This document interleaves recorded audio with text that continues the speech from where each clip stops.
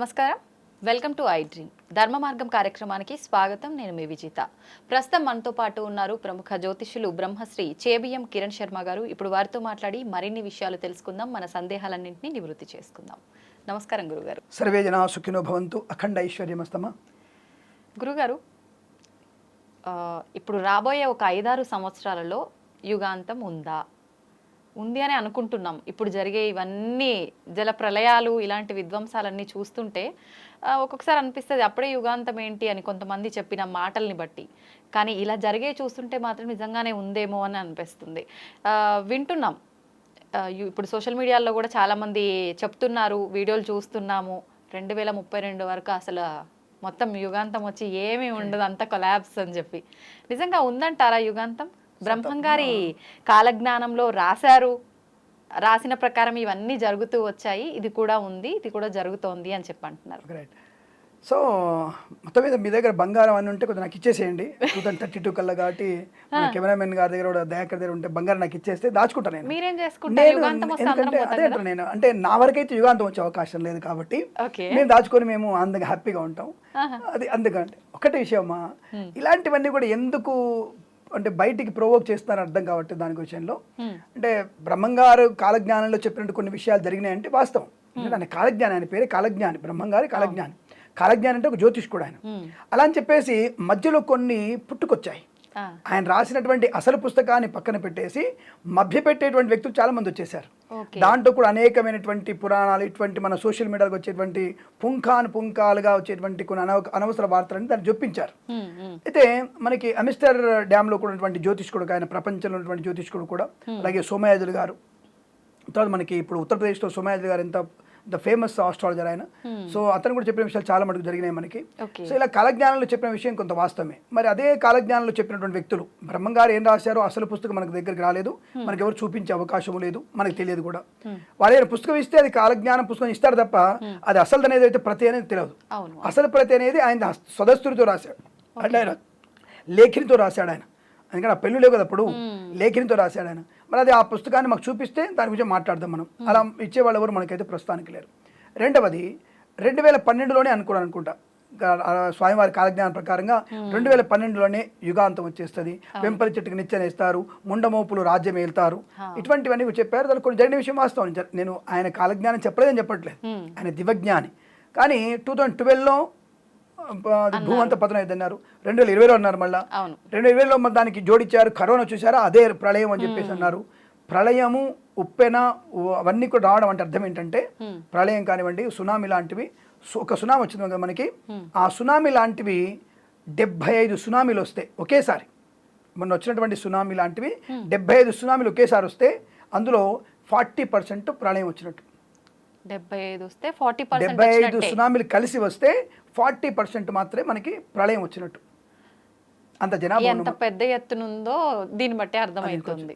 ఇప్పుడు మనకి వేద శాస్త్రంలో వేద గణితం బ్రహ్మంగారి కాలజ్ఞానం కన్నా, మాలాంటి వాళ్ళు చెప్పేటువంటి జ్యోతిష్ శాస్త్రం కన్నా, పరాశర సంహిత కన్నా, అంటే చెప్పే ఇవన్నీ కూడా మేము చెప్పే పుస్తకాలు, పరాశర సంహిత, నారద సంహిత, ఇవన్నిటికన్నా గొప్పది స్మృతి, శృతి, పురాణం, వేదం. వేదంలో చెప్పబడింది, వేదంలోనే చెప్పబడింది. ఏం చెప్పబడింది? మనం ఇప్పుడు ఎక్కడున్నాం అంటే, ఇప్పుడు రోజున మనకి ఈ రోజున క్రోధినామ సంవత్సరే ఉత్తరాయణే దక్షిణాయనే వర్ష ఋతో భాద్రపద మాసే శుక్లపక్షే జంబూద్వీపే ప్రథమ పాదం. మనం ప్రథమ పాదంలో ఉన్నాం. ఈ ప్రథమ పాదంలో, జంబూద్వీపంలో ప్రథమ పాదం ఉన్నాం. ఇవి 4 పాదాలు పూర్తి అవ్వాలి మనకి.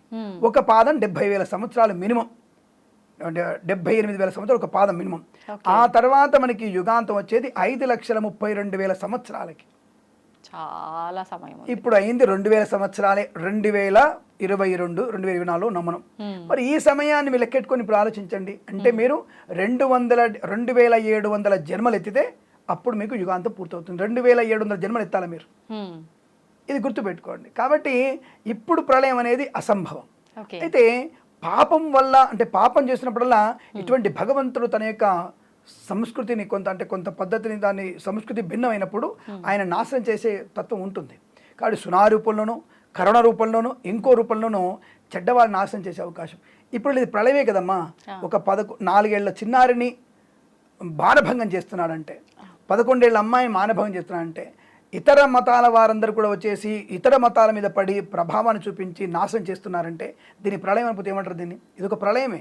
నేను తప్పుగా అనుకోదు, ఏ మతం ఇచ్చండి, ఈ మతం వాళ్ళు ఆ మతం మీదకి, ఆ మతం ఈ మతం మీదకి వచ్చేసి ఒకరి మతాన్ని కూల్చదోసే ప్రయత్నం కూడా అది ప్రళయమేక. దీని ప్రళయానికి ఏమంటారు? దీన్ని ఒక చంటి పిల్లని 4 ఏళ్ల పిల్లని నువ్వు మానభంగం చేసి స్థాయికి వచ్చావంటే ఇంతకంటే నికృష్టుడు ఉంటాడు, ఇంతకంటే ప్రళయం ఇంకా ఉంటుందా? ఆ వ్యక్తిని ప్రమాదం చెప్పి ఆలోచించండి. సో ప్రతి చోట ప్రతి వీధిలో మనకు తెలియనివి చాలా ఉన్నాయి. ఇవన్నీ కూడా ఆడపిల్లల పెంచుతున్న అరాచకాలంతో కూడా ప్రళయానికి కలిగించవా? ఆడపిల్ల కన్నీరు పెట్టుకుంటే ఎంత ప్రళయం అనేది శాస్త్రాలు చెప్తున్నాయి. నన్ను ఆడపిల్లని బాధ పెట్టకండ్రా, ఆడపిల్ల మనకు సాక్షాత్తుగా లక్ష్మీ స్వరూపము, సరస్వతి స్వరూపం అని చెప్పేసి మన వేద శాస్త్రాలు ఘోషిస్తున్నాయి. కానీ అటువంటి వాళ్ళ కళ్ళలో వచ్చే నీళ్ళే ప్రళయం. అటువంటి ఆడపిల్లలు వచ్చేటువంటి కన్నీళ్ళే ప్రళయానికన్నా కూడా ఘోరంగా మిమ్మల్ని నాశనం చేస్తుందిరా. పున్నామ నరకం లేకుండా నాశనం అయిపోవడం ఖాయం. ఇది జరిగే అవకాశం, ఇదే ప్రళయం అంటే. కానీ ఇటువంటివి చూసి కూడా మనం భరించలేకపోతున్నాం. కొంత రోజులు పోయిన తర్వాత అనేక రకాల విచ్ఛిన్నమైనటువంటి శక్తులు, విచ్ఛిన్న శక్తులు దేశాన్ని, పట్టణాలని నాశనం చేసి మనల్ని ప్రలోభాలు గురి చేసి మతమైనటువంటి ఒక దాంట్లో ఒకళ్ళ మతాలు ఒక మిత్తి మీద విపరీతమైనటువంటి ధోరణినే ప్రళయంగా చెప్పబడుతుంది తప్ప ప్రస్తుతం మీరు అడిగిన ప్రశ్నకి ఈ 5 ఏళ్లలో వచ్చేస్తుందా అనే విషయం అడిగితే మాత్రం తప్పకుండా ఇది చూసే ప్రేక్షకులు కూడా మీ దగ్గర ఒక 5 ఏళ్లలో ప్రళయం వస్తుందని ఈ అమ్మాయి మాట విన్నట్టయితే మీరందరూ కూడా దయచేసి మీ దగ్గర బంగారం డబ్బంతా కూడా అకౌంట్లోకి వేయండి. దయచేసి మేము మా ఆవిడ అందరం కూడా హాయిగా ఉండే ప్రయత్నం చేస్తాం. తప్పుగా అనుకోవద్దండి, గుర్తుపెట్టుకోండి. కాబట్టి ప్రళయం మాత్రం లేదమ్మా. కాబట్టి మెట్టివైతే ఇప్పుడు హ్యాపీగా ఉండవచ్చు మీరు. ఈ ప్రళయం రావడానికి ఇంకా మనకి నేను ఓపెన్ చెప్తున్నా 5,30,000 సంవత్సరాలు ఉంది. ఇలాంటివి 30,000 జన్మలు ఎత్తాలి, కొన్ని 2,000 ఎన్ని పాపాలు చూడాలి మనం, ఏమో ఎన్ని పుణ్యాలు చూడొచ్చు. ఎందుకంటే ఇప్పుడు తిరుమల వెంకటేశ్వర స్వామి సన్నిధిలో చేసే పుణ్యాలు, మన చిన్నపిల్లలు చేసే నాట్యాలు, కూచిపూడి నాట్యాలు, భరతనాట్యాలు, చిన్న పిల్లల మేధస్సు, అవధాన్యము, శతావధానాలు, అంటే గరికపాటి లాంటి వారివి, స్వామి షణ్ముఖ వంటి ఇలాంటివి అంటే పుణ్యం కూడా చూడొచ్చు. కానీ పుణ్యం కన్నా ఇప్పుడు మనం పాపం ఎక్కువ చూస్తున్నాం. అటువంటి పాపం వల్ల మనకి చాలా ప్రమాదాలు జరుగుతాయి. ముఖ్యంగా దయచేసి మీరందరూ కూడా ఆడపిల్ల కంట్లో నీళ్లు రాకుండా చూసుకోండి. మన ప్రళయం ఏం రాదు, దేశం సుభిక్షంగా ఉంటుంది, ప్రపంచ శాంతి ఖచ్చితంగా ఉంటుంది. ఆడపిల్ల కంట కన్నీరు, ఏ మతం వారైనా సరే ఆడపిల్ల కంట కన్నీరు రాకుండా చూసుకోండి, చాలు హ్యాపీగా ఉంటుంది లైఫ్ అంతా కూడా. ఇది ముమ్మాటి నిజం. ఆడపిల్ల కన్నీరే ప్రళయం, అంత ఇంకోటి లేదు. అదే విషయం. గురుగారు, యుగాంతం లేదు, ఆడపిల్లని ఏడిపిస్తే ఖచ్చితంగా నాశనమే. ఇబ్బందులు అనేది దాని మాట ఉంది, నాశనమే. అదే చెల్లి కానీ వాయు వరుసలు ఉండొద్దమ్మా. ఇప్పుడు ఒక కొన్ని మతాల్లో నేను వింటున్నప్పుడు చూసినప్పుడు, ఇప్పుడు ఆ మధ్య ఒక చూసాం మనం, తండ్రిని పెళ్లి చేసుకున్నటువంటి ఆవిడ గర్వంగా చెప్తుంది, నేను నా తండ్రిని పెళ్లి చేసుకున్నాను, తండ్రికి కుట్టబోయేటువంటి తల్లిని అవ్వబోతున్నా అంటే ఎంత అటువంటి మాటలు వినడమే నరకం, అసలు వినపడకూడదు అది. అలాంటి వాళ్ళు చెల్లి, అన్న, వదినే, వాయు వరుస అనేటువంటి తత్వంలో ఉంటే ఎక్కడికి వెళ్తున్నాం మనం? ఇటువంటి వాళ్ళతో మనం సావాసం చేస్తే ఇంకా ప్రాబ్లం అవుతుంది మనకి. అంతే. నా సనాతన ధర్మం గొప్పదని చెప్తాను, నా సనాతన ధర్మం మాత్రమే గొప్పది, ఇంకొక మతం నేను మాట్లాడను. కానీ నా మతం నాకు ఖచ్చితంగా గొప్పది చెప్తాను. కాబట్టి నా మతంలో వాయు వరుసలు ఉన్నాయి ఖచ్చితంగా. చెల్లి, అన్న, వదినే, అమ్మ అని ఒక వాయు వరుసలు అలాంటి ఉన్నాయి. ఇంకొక మతంలో ఉన్నట్టుగా నాకు తెలియదు, వాళ్ళే లేవని చెప్తున్నారు, వాళ్ళ గ్రంథాలు లేవని చెప్తున్నారు స్పష్టంగా. కాబట్టి దాని గురించి నాకు అనవసరం ఆ విషయం గురించి మాట్లాడను. కానీ ఇది మాత్రం నేను ఒప్పుకునే ప్రసక్తి లేదు. అటువంటి ఆడపిల్ల కంట్లో నీళ్ళు వస్తే మాత్రం మనకి నాశనం అయిపోతుంది తప్పదు. ఆ కుటుంబం నాశనం అయిపోతుంది. ఎవరైతే ఆ అమ్మాయి కంట నీరు కారుకులయ్యారో వాళ్ళు నాశనం అవడం ఖాయం జరుగుతుంది, ఖచ్చితంగా అవుతుందమ్మా. ఇవాళ కనపడకపోవచ్చు, 2 నెలలు కనపడవచ్చు, 2 నెలలు కనపడవచ్చు, పూర్తిగా వంశం నాశనం అయిపోతుంది. ఇది మాత్రం ఖచ్చితం. అదే ప్రళయం అంటే. అయితే ఇప్పుడు ఓకే, యుగాంతం లేదు, హ్యాపీ దానికైతే. ఇప్పుడు జరిగిన ఈ నీళ్ళ వల్ల జరిగిన ఇబ్బందులు ఏదైతే ఉన్నాయో, ఈ ప్రళయాలు ఏదైతే ఉన్నాయో, ఇటువంటిది మళ్ళీ వచ్చే అవకాశం అతి త్వరలో ఏమైనా ఉందంటారు? ఖచ్చితంగా ఉంటుంది. మనకి 2026లో మీకు అటువంటి ప్రభావం ఉంది. ఒక రకమైనటువంటి జల ప్రళయం లాంటిది ఒకటి ఉంది, ఖచ్చితంగా వచ్చే అవకాశం ఉంటుంది. అది మన వైపు వచ్చేటువంటి అవకాశం కష్టం. 2026లో దాదాపుగా మేము చేసినటువంటి పరిశోధన ప్రకారంగా అమెరికా, ఆస్ట్రేలియా అటువైపు వాళ్ళకి ఎక్కువగా ప్రమాదం వచ్చే అవకాశం ఉంది. అయితే మన భారతదేశంలో కూడా మనకి తీర ప్రాంతమైనటువంటి చెన్నై వరకు మాత్రం కొంత ఇబ్బంది, అయితే జస్ట్ ఒక 0.1% ఇబ్బంది కలిగే తప్ప అది అమెరికా ప్రాంతాన్ని, ఆస్ట్రేలియా ప్రాంతాన్ని, ఐరోపా ప్రాంతాన్ని ఎక్కువగా ప్రమాదంలో పడేసే అవకాశం ఎక్కువగా ఉంటుంది. ఒక దేశం కనుమరుగవచ్చు, ఒక దేశం పూర్తిగా, అంటే చిన్న దేశాలు ఉంటాయి కదా, చిన్న దేశాలు, పట్టణం లాంటి మన దగ్గర పట్టణం లాంటివి, చిలీ దేశం లాంటిది ఒకటి, అలాగే నైజీరియా కొన్ని ప్రాంతాలు, ఐరోపాలో కొన్ని ప్రాంతాలు, కొన్ని దీవులు లాంటివి, తర్వాత మనం అనుకున్నటువంటి లక్షద్వీపులలో కొన్ని దీవులు ఎగిరిపోతాయి. తర్వాత మనకి మాల్దీవ్స్ అనే చోట కూడా మనకి అక్కడ ఉన్నటువంటి అన్ని చిన్న ద్వీపాలు, అవన్నీ అంటే చిన్న ద్వీపాల ఖండమే మాల్దీవ్స్ మనకి. ఆ మాల్దీవ్స్లలో దాదాపుగా ఈ 37 40 మెయిన్ దీవులు కూడా ఈ జలప్రలయంలో కొట్టుకుపోయే అవకాశం 2026 వచ్చేటువంటి అవకాశం ఉంటుంది. అది జలప్రలయమే, బట్ సునామీ అని చెప్పడానికి లేదు, కానీ ఒక రకమైనటువంటి సముద్రం పెరగడం అని చెప్పవచ్చు. నేను సముద్రం పెరగడము, సముద్ర ప్రభావం చెప్పవచ్చు. మన ఈ మధ్య మనకి విశాఖపట్నంలో 1 కిలోమీటర్ మనకి సముద్రం ఎనిక్కిపోయింది, 70 మీటర్లు. సో అలాంటిది ఇప్పుడు దాదాపుగా 700 మీటర్లు ముందుకు వచ్చేసే అవకాశం. అలా ముందుకు వచ్చిందంటే సముద్రంలో ఒక దగ్గర మీకు ఉప్పెన క్రియేట్ అవుతున్నట్టే లెక్క. అది 2026లో అంటే ఆల్మోస్ట్గా మీకు 2026 ఆగస్టు 13వ తేదీ 2026 ఆగస్టు 13వ తేదీ అది వచ్చడానికి అవకాశం ఉంది. ఎందుకు ఆ రోజున పంచగ్రహ కూటమి ఎక్కువ ఉంది. అప్పుడు ఆ పంచగ్రహ కూటమి మీకు మిథునంలో ఉండడం అనేది ప్రమాదాన్ని కలిగిస్తుంది. మిథునంలో ప్రమాదంలో ఉంటున్నప్పుడు కర్కాటక మిథున రాశుల వల్ల చాలా ఇబ్బందికరంగా ఉండే అవకాశాలు ఎక్కువగా ఉంటాయి.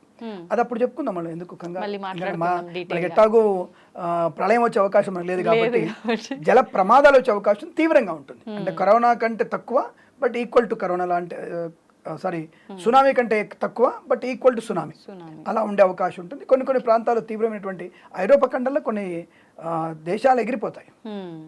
చిన్న దేశాలు చాలా ఉన్నాయి వాళ్ళకి, అవి మొత్తం మూసేసుకుపోయే అవకాశం. ఎందుకు మనం కూడా ఐరోపా ఖండం నుంచి కట్ అయిపోయి దాదాపుగా 100 సంవత్సరాల తర్వాత మనకు ఖండం మనకు వచ్చి అతుక్కుంటుంది చూడండి. అది ఇచ్చారు కదా, మీరు చూసారో లేదో మీకు. ఐరోపా ఖండంలో ఒకటి, ఆఫ్రికా ఖండంలో ఒక ముక్క కట్ అయిపోయి భూమి కట్ అవుతుంది. ఇప్పుడు అది కట్ అయ్యి డైరెక్ట్గా మనకు వచ్చి అతుక్కుంటుంది మన దేశానికి. అది 100 సంవత్సరాలు జరుగుతుంది, అది 100 సంవత్సరాల తర్వాత జరుగుతుంది. సో అది కూడా ఉంది. మరి ప్రళయం అనేది ఉంటే దేశం అతుక్కుని ఎలా చెప్తారు సైంటిస్టులు? అవును, అది కాబట్టి మీకు ప్రళయం పట్ల వచ్చే అవకాశం లేదు. ఓకే, అయితే ఇప్పుడు మనకు ఉగాది పంచాంగం టైంలో జల ప్రమాదాలు ప్లస్ అగ్ని ప్రమాదాలు కూడా ఎక్కువ సంభవించే అవకాశం అన్నారు. జల ప్రమాదాలని చెప్పలేదండి, జల ప్రమాదాలు కాదు, అతి వర్షాల వల్ల మీకు ఇబ్బందులు చెప్పారు. అది మీకు కనబడింది ఆల్రెడీ మీకు కొన్ని ప్రాంతాల్లో. అది మనం చేసుకున్న స్వయంకృతాపరాధాలు. ఎవడు కట్టుకున్నాడు FTS లో తీసుకెళ్లి LTA లో ఎవడు కట్టుకున్నాడు? మీకు అటువంటి చెరువులలో ఇల్లు కట్టడం ఎందుకు? కొన్నవాడికి బుద్ధి ఉండాలి, అమ్మిన వాడికి బుద్ధి ఉండాలి, పర్మిషన్ వాడికి అంతకన్నా బుద్ధి ఉండాలి. తీసుకెళ్ళి బఫర్ జోన్లలో మీరు కట్టుకొని తర్వాత ఇబ్బంది పడితే అది మీరు ఆంధ్ర కానివ్వండి, తెలంగాణ కానివ్వండి, మనం చేసుకున్న స్వయంకృత అపరాధాలు అవి. అగ్ని ప్రమాదాలు అంటారా, అది మన స్వయంకృత అపరాధమే. భగవంతుడు మనకు అవకాశాలు ఇస్తాడు, అవకాశం ఇచ్చి ఇక మన అవకాశాలు మనం వినియోగించుకోకపోతే ఆయన మనం లేపేస్తాడు. అది దేవుడుకున్నటువంటి శక్తి అది. సో కాబట్టి మనకి ఇరుగు గదులలో వ్యాపారం ఎందుకు? మీకు రసాయన వ్యాపారాలు ఎందుకు? ప్లాస్టిక్ వ్యాపారాలు ఎందుకు? ఇరుగు గదులలో వ్యాపారాలు ఎందుకు? అంటే అక్రమమైనటువంటి వ్యాపారాలు ఎందుకు? ఇది చేసుకోవడం వల్ల ప్రమాదం. ఈ మన బఫర్ జోన్లలో ఇల్లు కట్టుకోవడం వల్ల ప్రమాదం వచ్చింది. మన హాయిగా మనం ఎత్తైన ప్రదేశంలో కట్టుకుంటే మంచిగా ఉండగా కట్టుకోక మన స్వయం కృతాపరాధాల వల్ల మన ప్రమాదం వచ్చింది. అది మేము ముందుగానే చెప్పాం, ప్లాన్ చోట మీకు ప్రమాదం ఉంది, వర్షాలు ఎక్కువ వల్ల ఉంది. ఇది కూడా చెప్తాను మీకు. నేను గత పంచాంగ శ్రవణంలో మేము డిసెంబర్లోనే పంచాంగ శ్రవణం చేస్తాం. మేము అంటే రికార్డ్ చేయాలి కాబట్టి మేము డిసెంబర్లో రికార్డ్ చేశాను. నేను అప్పుడే చెప్పాను, ఖచ్చితంగా 127 సెంటీమీటర్ల పైన వర్షం పడుతుంది. విత్ సెంటీమీటర్స్ 127 సెంటీమీటర్స్ పైన వర్షం పడుతుంది. రికార్డెడ్, ఇది రికార్డెడ్. ప్లస్ మీరు గవర్నమెంట్ వాళ్ళు చెప్పేదంటే 112% సాధారణ వర్షపాతం, 112-120% సాధారణ వర్షపాతం. సాధారణ వర్షపాతం కాదు, మించి వర్షం పడుతుంది. వాటిని మనం జాగ్రత్త చేసుకోలేక సముద్రం పాలు చేయాల్సి వస్తుంది అని చెప్పినవాడు నేనే చెప్పాను స్పష్టంగా. అది ఖచ్చితంగా జరిగింది. ఇప్పుడు అది ఖచ్చితంగా జరిగింది. ఉస్మాన్ సాగర్, హుస్సేన్ సాగర్ లాంటివి కూడా నిండిపోయి వచ్చేటువంటి 2-3 ఏళ్ల వరకు నీళ్లు ఫుల్గా సమృద్ధిగా ఉన్నాయని చెప్పి ప్రభుత్వం ప్రకటించింది. మరి ఈ సమయంలో మీకు జూన్లో మీకు వర్షాలు పడాలి. మే 21వ తేదీ పేపర్లో, మే 21-23 తేదీ మధ్య పేపర్లో మీరు ఇప్పటికి ఈనాడు పేపర్ తీసి చూస్తే ఈసారి కూడా మనకి సాధారణ వర్షపాతాలే అని వాతావరణ శాఖ, హైదరాబాద్ కేంద్రం వాళ్ళు, విశాఖపట్నం కేంద్రం వాళ్ళు, తర్వాత ఢిల్లీ కేంద్రం వాళ్ళు ముగ్గురు ప్రకటించారు. 21, 22, 23 తేదీలలో. 27వ తేదీ ప్రకటన, తొందరగానే ఋతుపవనాలు వచ్చేసాయి, తొందరగానే వర్షాలు పడతాయి. Major statement December 2023 major statement. వర్షాలన్నీ కూడా మనకి 18 జూన్ 24 తర్వాతనే వర్షాలు పడతాయి. తొలకరి మాత్రమే స్టార్ట్ అవుతుంది. 25వ తేదీ తర్వాత, జూన్ 25 తర్వాతనే సమృద్ధి వర్షాలు ప్రారంభమవుతాయి. జూన్లో ఆశావాహంగా ఉంటుంది, జూలైలో ఆశావాహ దృక్పథం ఉంటుంది. ఆగస్ట్, సెప్టెంబర్లో విపరీతమైన వర్షాలు ఉన్నాయి. ఇది మా స్టేట్మెంట్. వాళ్ళ స్టేట్మెంట్ సమృద్ధి వర్షాలు, ముందు వర్షాలు, ఆగిపోయిన వర్షం, నైరుతి తిరోగమనం, నైరుతి మందగమనం. మరి ఇక్కడ ప్రూఫ్ అనేది మా దగ్గర ఉందిగా. ఇక్కడ మేము అందుకే అంటున్నాం, ఇక్కడ మేము తలెత్తుకొని చెప్పగలిగే అవకాశం మా దగ్గర ఉంది. But at the same time ఒక ఆస్ట్రాలియాతో ఒకవేళ ఎవరైనా ప్రాబ్లం వస్తే, సపోజ్ ఎవరైనా పెద్ద వేణుస్వామి లాంటి వాళ్ళు ఇంకొకరు ఉన్నారు, ఒకవేళ నష్టం వస్తే ఎవరికి వస్తుంది నష్టం? నాతో జాతకం చూయించుకుంటున్నారు, మీకు నష్టం. నేను వ్రతం చేయమన్నా, పూజలు చేయమన్నా, హోమాలు చేయమన్నా, మీరు మీ ఆయన వచ్చారు, కూర్చున్నారు, చేశారు, ₹1,00,000 ఖర్చు అయింది. ఎవరికి నష్టమైంది? ఒక్కరికి నష్టమైంది. మరి వాతావరణ శాఖ వాళ్ళు ఎంతమంది నష్టమైంది? లక్షల మందికి నష్టం అవుతుంది. ఎందుకంటే వాతావరణ శాఖ వాళ్ళు చెప్పేటువంటి సమయానికి అనుకూలంగా వాళ్ళు దుక్కి దున్నుకుంటారు. 1 ఎకరం దుక్కి దున్నడానికి 500 ఖర్చు అవుతుంది. 1,70,000 లక్షల హెక్టార్ల భూమిని దుక్కి దున్నాలంటే ఎంత ఖర్చు అవుతుంది? 5 లక్షల, దాదాపుగా 5 లక్షల లక్ష ఇంటూ 500, దాదాపు ఎంతైనా 52 లక్షలు ఖర్చు అవుతుంది. అంటే 1/2 కోటి. నువ్వు చెప్పినటువంటి టైంలో వర్షం పడలేదు కాబట్టి వాడు దుక్కి దున్ని కూర్చుంటాడు, వాడు విత్తనాలు వేసుకుంటాడు, కొనుక్కుంటాడు. వర్షం పడలేదు, దుక్కి ఖరాబ్ అయిపోయిందిగా, మళ్ళీ దుక్కి దున్నాలిగా, అంటే మళ్ళీ వాడు కట్టు పెట్టాల్సిందేగా. 1 ఎకరానికి 500 అంటే 10 ఎకరాలు ఉన్నాడు, 5,000 పోగొట్టుకున్నట్టేగా. నువ్వు ఇచ్చినటువంటి గవర్నమెంట్ ఎంత ఇచ్చింది? తిప్పి కొడితే 5,000 10,000 ఇచ్చావు, దాంట్లో 10,000 పోయిందిగా. ఏం మిగిలింది వాడికి? నీ వల్ల 1,00,000 మందికి రైతులకు నష్టం ఉంది, కానీ నా వల్ల 1,00,000 మంది నష్టం లేదు. నా వల్ల ఒక్కడికే నష్టం, జ్యోతిష్కుడి వల్ల. దీని వదిలిపెట్టి జ్యోతిష్యం మూఢనమ్మకం, కాలు గోక్తి మూఢనమ్మకం అంటాడు, గర్భవతి గ్రహణం ఉండొద్దు అంటాడు. నేను ఏమన్నా, నేను గర్భవతి గ్రహణం పూట బయటికి వెళ్ళకు, నాకు నష్టమా? పోనీ జాతకం నమ్ము, అంతే నష్టం. నువ్వు దగ్గరికి వస్తే నాకు నష్టం, ప్రజలకైనా ఇబ్బంది అయిందా? మద్యపానం తాగితే నష్టం, అది నష్టం. మంచిదా? మేము చెప్పేది మంచిదా? అంటే సమాజంలో మా గురించి చెప్పేవాళ్ళు గోబులు చాలా మంది ఎక్కువైపోయారు మా గురించి. సో బైరీలు, ఇంకో డిఫరెంట్గా మాట్లాడేవాడు, సాధర్మం లేదు, దేవుడే లేడని చెప్పి మూర్ఖులని చెప్పడం, ఇలాంటి వాళ్ళ గురించి మేము కూడా మాట్లాడగలుగుతాం. ఇప్పుడు నీ పేరేంది, మీ తాత పేరేంది, మీ తాత ముత్తాతల పేరేంది, ఎవరు రాడికల్స్ అయ్యారు, ఎవరు నక్సలైట్ అయ్యారు, నువ్వు పిహెచ్డీ చేస్తే ఏది చేస్తేంది. ఒక నమ్మకాన్ని నువ్వు వంచన చేయడానికి అవకాశం లేదు. ఒక వ్యక్తిత్వం గురించి, ఒక నమ్మకం గురించి నువ్వు మాట్లాడే అధికారం ఎవరికి లేదు. సో కాబట్టి ఒక జ్యోతిష్కుడుగా ప్రళయం గురించి కానీ దేని గురించి అయినా చెప్పేవారికి అవకాశం మాకుంది. రెండోది, very important, I want to say one thing అమ్మా. జ్యోతిష్కుడు అనేవాడు ప్రతి విషయం గురించి మాట్లాడే శక్తి ఉంటుంది. మనకు ఇక్కడ ఉన్నటువంటి మైక్ గురించి మాట్లాడగలుగుతాను, నేను కట్టుకున్న వస్త్రం గురించి మాట్లాడగలుగుతాను, నువ్వు కట్టుకున్న వస్త్రం మాట్లాడతాను, కెమెరామెన్ పట్టుకున్న ఫోన్ మాట్లాడతాను, కెమెరామెన్ పట్టుకున్న కెమెరా గురించి మాట్లాడగలుగుతాను. ఇది జ్యోతిషానికి అనుదానం చేయొచ్చు. కెమెరామెన్లో ఉండే అద్దము శుక్రుడి కారకత్వం అంటాను. అందులో తీసేటువంటి ఫోటో అనేది, ఆ వీడియో విజువలైజేషన్ అనేది శుక్రుడు బుధుడు కారకుడు అని చెప్తాను నేను. ఒక వ్యక్తి మాట్లాడుతున్నప్పుడు శుక్రుడు చంద్రుడు కారకుడు అని చెప్తాను నేను. ఒక కన్ను అనేది శనికి బుధుడు కారకుడు అని చెప్తాను నేను. ఒక గ్రహం యొక్క ప్రభావం అన్నిటి మీద ఉంటుంది. మనం ఉందండి, పిల్లో మీద ఉంటుంది, దాని మీద ఉంటుంది, చైర్ మీద ఉంటుంది. ఈ చైర్ వర్ణం కూడా చెప్పవచ్చు. ఈ వర్ణం వైట్ అనే వర్ణం కాదు, ఇది ఒక రకమైనటువంటి గోధుమ రంగు వర్ణం. దీనికి చంద్రుడు బుధుడు శుక్రుడు కారకుడు. ఇంత మనం ప్రతిదానికి గ్రహాన్ని అనుభవించి చెప్పగలిగే శాస్త్రం ఉంది. అదే ఫిజిక్స్ గురించి చెప్తాను నేను. ఒక కెమిస్ట్రీ గురించి ఏం చెప్పగలుగుతాను, నేను ఏం చెప్పగలుగుతాను. ఒక మ్యాథ్స్ గురించి ఏం చెప్పగలుగుతాను, మ్యాథ్స్ చెప్పగలుగుతావు. ఇంత కొలతల్లో ఇంత లెదర్ వేయచ్చు, ఇంత కొలతల్లో ఇంత పొడుగుంది, ఇంత పైకి ఉంది. దెన్ నెక్స్ట్ ఇది కుడివైపు పడితే ఏమి ఇరుగుతుందో చెప్పగలుగుతా, ఇది సరే కూర్చోకపోతే ఏమి ఇరుగుతుందో మనం చెప్పగలుగుతాం. మనం అలా చెప్పగలిగే శాస్త్రం మనకుంది, కానీ చదువుకునేటువంటి శక్తి మనకు లేదు. ఇప్పుడు నేను కూడా చదువుకునేంత ఒక స్పూన్ మందమే, సముద్రంలో స్పూన్ అంత చదువుకున్నంత మేము. ఇంకా చదువుకుంటే ఎంత బాగుంటుంది, మన సమాజం ఎంత హితంగా ఉంటుంది. సమాజ హితం కోసం మన శాస్త్రాలు ఉన్నాయి, వ్యాపారం కోసం లేవు. కానీ వ్యాపార ధోరణి ఎక్కువైపోయి ఈ శాస్త్రం పతనం అయిపోతుంది. అదే విషయం. బట్ మీకు ఇప్పుడు అందుకు ప్రళయం లేదు, ప్రళయం రాదు ఇప్పట్లో. కానీ మీరు హాయిగా హ్యాపీగా ఉండొచ్చు. మీరు పిల్ల పాపలతో మనవాళ్ళు ఎత్తుకొని హ్యాపీగా ఉండొచ్చు, నో డౌట్. థ్యాంక్ యూ అండి. అఖండ ఐశ్వర్యమస్తు. నమస్కారం.